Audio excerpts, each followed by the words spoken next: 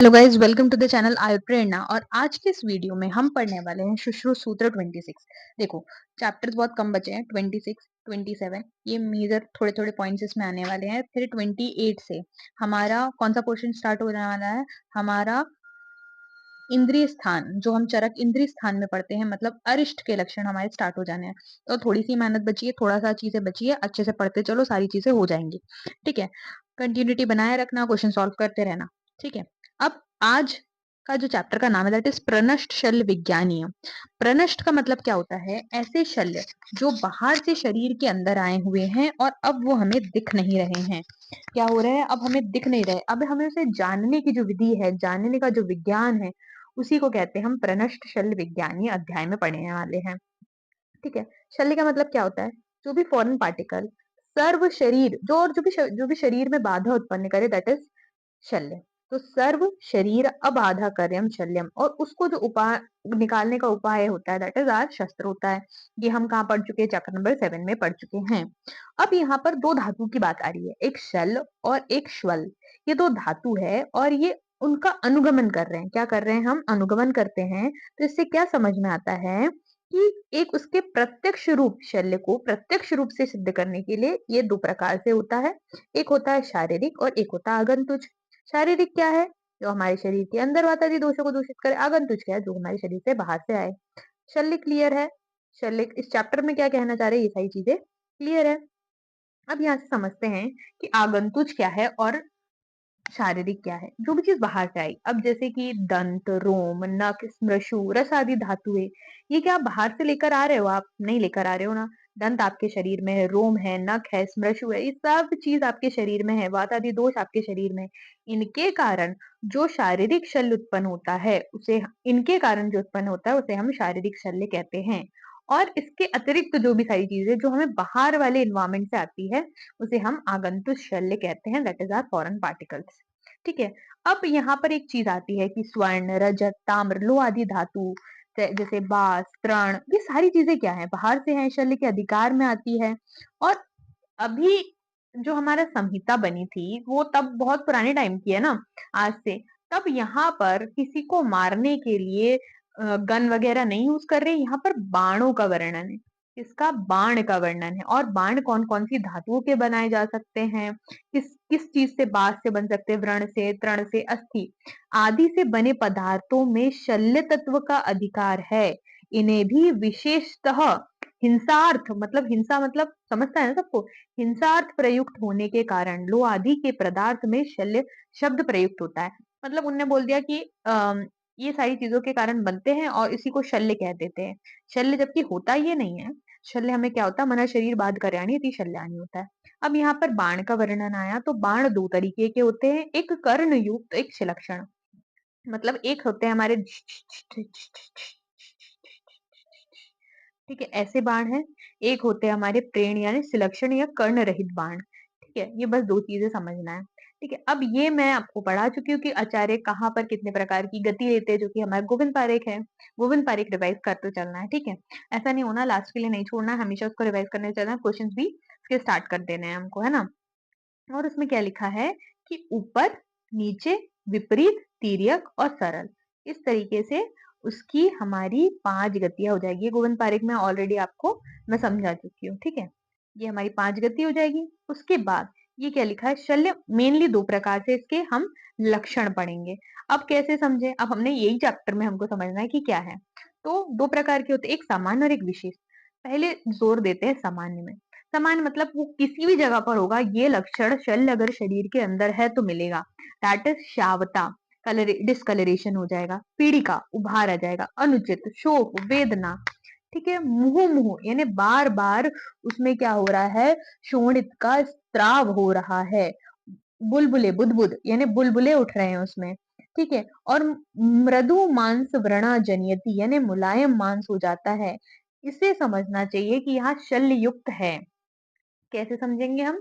सामान्य लक्षण है मतलब स्पेसिफिक कोई पोजीशन, उसकी कोई पोजीशन के बारे में वो नहीं बता रहा है हमें। बस वो ये बता रहा है कि शावता मिलेगी, पीड़िका मिलेगी, शोक, वेदना, मुहुर्मुहुर, शोणित, ठीक है, शोणित स्राव मिलेगा, मुहुर्मुहु शोणित स्राव मिलेगा, बुलबुले मिलेंगे, मृदुमास मिलेंगे। इससे हम सामान्य लक्षण समझ लेंगे। अब स्पेसिफिक लक्षण, कोई चीज सामान्य है तो स्पेसिफिक भी आएगी।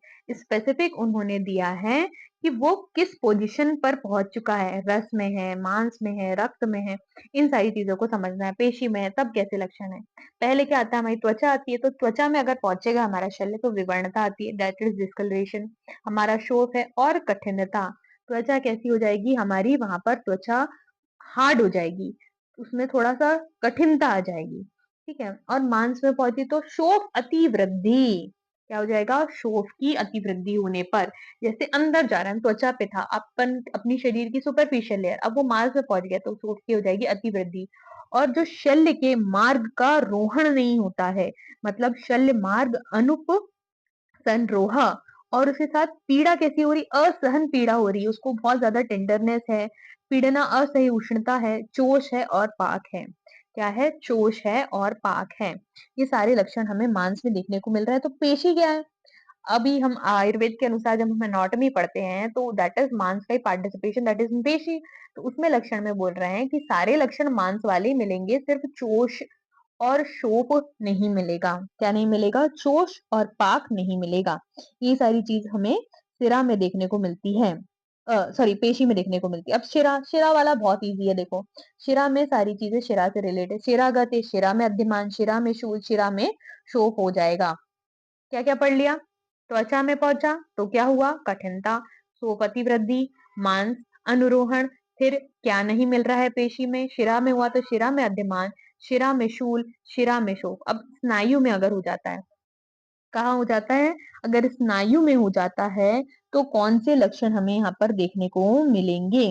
स्नायु में होने पर मेन चीज है यहाँ पर उत्क्षेपण, उत्क्षेपण हो जाता है, और तीव्र शोथ होता है, और भयंकर पीड़ा होती है, तीव्र शोथ, भयंकर पीड़ा। ठीक है, और स्रोतस में चला गया तो जो स्रोतस काम करता था वो काम नहीं कर पाएगा, जो स्रोतस काम कर रहा था वो स्रोतस, वह स्वकर्म गुण हानि, किसके कर्म की गुण हानि हो रही है, स्व के कर्म की जब गुण हानि होती है दैट इज आर स्रोतस। फिर उत्क्षेपण हमारा जब होता है और बहुत भयंकर वेदना होती है दैट इज आर स्नायु। ठीक है, अब और चलते हैं धमनी के बारे में। धमनी है ना, धमनी, अगर कोई भी घाव होता है, जैसे सीवियर अगर घाव आपने देखा हो, तो सीवियर घाव होता है, बोलते हैं यार इसमें तो बहुत तेज पिचकारी वाला खून आ रहा था। जब पिचकारी वाला खून आता है दैट इज आर धमनी पंचर हुई है, अपनी आर्टरीज पंचर हुई है, दैट इज पिचकारी वाला खून। तो उसमें पिचकारी वाला खून है तो सफेन है, फिर उसके बाद श शब्द है, और बहुत तीव्र गति से जो आता है। अब वो इतना ज्यादा रक्त निकल जाएगा आपके शरीर से, जब धमनी तक वो पहुंच गया है तो आपके शरीर में क्या क्या उत्पन्न करेगा, डिफिशियंसी हो जाएगी तो अंगमर्द उत्पन्न करेगा, पिपासा और हृलास, पिपासा, हृलास, अंगमर्द। ठीक है, ये कौन उत्पन्न करता है, धमनी में अगर हमारा शल्य है वो उत्पन्न करेगा। ये अस्थि वाला शिरा जैसा, ये सब शिरा शिरा में होता है ना, तो शिरा का हो जाता है जब सब अस्थि अस्थि में होता है, तो क्या हो जाता है, विविध वेदना जब हमारे शरीर में उत्पन्न हो जाती है, सुई चुभने जैसी वेदना हो जाती है, दैट इज आर अस्थि के लक्षण। संधि के लक्षण क्या है, ठीक है, संधि के लक्षण क्या होता है, अस्थि पूर्ण अस्थि तो दो, समहर्ष, सॉरी ये अस्थि के ही है ना, फिर अस्थि सारे अस्थि वाले। अब संधि के लक्षण हम यहाँ से देखते हैं कि संधि क्या है, मूवमेंट के लिए रिस्पॉन्सिबल है तो अस्थि के ही समान, लेकिन वो क्या करती है, चेष्टा करवाती है, और तो उसी चेष्टा का क्या हो जाता है, नाश हो जाता है हमारे संधि में। अब बात करते हैं कोष्ठ में, अगर वो कोष्ठ में चला गया तो क्या होगा, आटोप, आनह, मूत्र, पुरीश, आहार दर्शन, व्रणमुख, मतलब आपके पेट में गुड़गुड़ाहट भी हो रही है और भरा भी हुआ है, और व्रण का जो मुख है उससे क्या निकल रहा है, मूत्र निकल रहा है, मल निकल रहा है और आहार निकल रहा है। ये कहाँ पर होता है, जब ये चीज जहां होगी वहीं से निकल पाएगी ना, तो कोष्ठ में है तो कोष्ठ से निकलेगी। और अगर मर्म स्थान में चला जाता है तो मर्म विद्ध के समान, मर्म विद्ध इज वेरी डिफिकल्ट, तो मर्म विद्ध के समान वेदना होती है। तो क्या क्या पढ़ा अब तक हम बताओ। सबसे पहले त्वचा में जाएगा, त्वचा में जाएगा तो कठिनता रहेगी। ठीक है, मांस में जाएगा तो क्या होगा, मांस में जाएगा उभार अधिक हो जाएगा और रोहण नहीं हो पाएगा। फिर और चेष्टा, कैसी चेष्टा, कैसी हो जाएगी, चोष और पाक हो जाएगा। फिर पेशी में जाएगा तो चोष और पाक को छोड़ के सब कुछ होगा। शिरा में जाएगा, सारे शिरा वाले लक्षण है, स्नायु में जाएगा तो क्या होगा? उत्क्षेपण होगा। मेन वर्ड क्या है? उत्क्षेपण। और उसमें बहुत ज्यादा वेदना होगी। उसके बाद हमने क्या पढ़ा था? उसके बाद हमने पढ़ा था श्रोतस, तो स्वकर्म गुणहानि किसमें हो जाएगी? श्रोतस में हो जाएगी। फिर धमनी में क्या पढ़ा था? धमनी में हमने पढ़ा था कि उसमें वायु भी है, उसमें फेन भी है। और कौन कौन से 3 लक्षण देखने को मिले थे? हमें पिपासा मिली थी, हृदलास मिला था और अंगमर्द मिला था। फिर अस्थि में अस्थि वाले लक्षण आ जाएंगे। ठीक है। संधि में क्या हो जाएगा? चेष्टा की हानि हो जाएगी। और कोष्ठ में जो चीज भरी हुई है, क्या है? कोष्ठ में आहार है हमारा, कोष्ठ के अंदर ही हमारा मल है, कोष्ठ के अंदर ही हमारा मूत्र है, तो ये चीजें हमारी बाहर आ जाती हैं। तो यहाँ पर इतनी चीजें समझ में आई। अब दोषों का प्रकोप, व्यायाम, अभिघात, अजीर्ण से अचलन, ये सारी शरीर को क्या करती है? बाधा पहुंचाते हैं। क्या पहुंचाती है? शरीर को हमारे बाधा पहुंचाती है। इतनी चीज समझ में आई। अब ये जो श्लोका है ना, इसमें एक चीज ऐसे बताई है, जैसे कि इसकी हिंदी पढ़ो। इसमें से ये समझ में आएगा कि आपको जो शल्य है वो गुप्त अगर हो गया है तो उसको किस किस तरीके से तब निकाले थे। जैसे त्वचा में अगर शल्य छिपा हुआ है तो उसमें तेल से स्निग्ध कर कर, स्वेदन से शून्य कर कर, उसके ऊपर मिट्टी, उड़द, जौ, गेहूं, गोबर, इनमें से किसी एक के द्वारा रगड़ने पर त्वचा के उस स्थान में शोफ या सुनसुनाहट और पीड़ा उत्पन्न हो जाती है, तो वह शल्य ऐसा ऐसा जानो कि वह त्वचा में। अथवा अपन क्या कर सकते हैं? अब त्वचा है, ऐसे समझो त्वचा है, यहाँ अगर शल्य है तो ऊपर सुपरफिशियल लेयर उस पर कोई चीज मैंने लगाई, तो अगर इन्फ्लामेशन के साइंस क्या होते हैं? हमारे सारे इन्फ्लामेशन के साइन वहां पर दिखेंगे। उसके ऊपर अगर तुमने कोई ऐसी चीज लगाई, जैसे घी लगाया, तो क्या हो जाएगा? पिघल जाएगा। उससे ये समझना है कि वहां पर वो है। और अगर कोई लेप लगाया तो वो जल्दी सूख जाएगा। इसका मतलब वो उसी स्थान पर त्वचा में स्थित है। अगर मांस में स्थित है तो क्या करेंगे हम? स्नेहन, स्वेदन, अविरुद्ध विशेष क्रिया द्वारा रोग की चिकित्सा करते हैं। इसी तरीके से वो जिस स्थान पर पहुंचता है, हमें उस स्थान पर निकालने की उसको प्रक्रिया करनी। Not such important. गोपनीय शल्य को कैसे निकालेंगे? ये देखो, पुराने जमाने में जब हम ये टॉपिक जब हम शल्य में पढ़ते हैं ना, तो उसका एक बहुत सुंदर डायग्राम मिलता है हमारी बुक में।